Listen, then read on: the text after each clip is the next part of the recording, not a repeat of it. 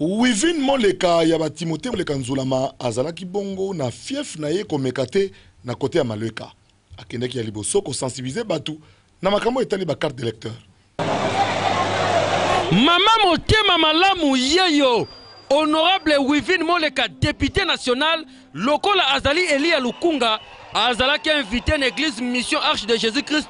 Kuna bon timelanga 7 mariages ezalaki célébré. Ba couple nyonso bozali komona ba bali ezali pe ba électeur ba voter Wivin Moleka. Ba invité ke pona assister na mariage na bango, ba mona ndenge Nzambe apamboli bango. E salamine esengo makasi, église ba sepeli ko yamba député na bango, oyo azalaka toujours pembe na bango. Tango ba pesi mama Wivin Moleka maloba, azangi te ko sensibiliser bango pona ba kene ko s'enrôler. Élection ezelo kwa mutuya, ezelo ko pesa meli biso moroto pona ba konzi na biso.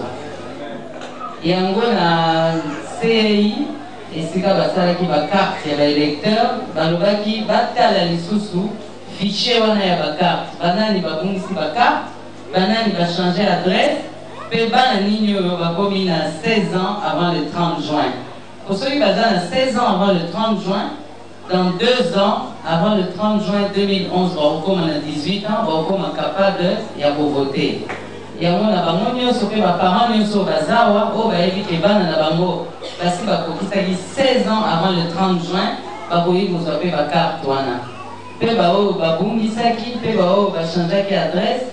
Bazwa carte wana po bino moko pona mikonzi na bino moko pona ba bourgmestre na bino pona ba conseiller communal na bino pe na 2011 bino moko pona nanya comme président na bino pe ba député na bino lisusu ya sika. Tala bonti melangai honorable Wivin Moleka a mesana na toujours kozala pembeni ya base na ye bana Malweka ba sepelaki ndenge lisusu ba moni député na bango.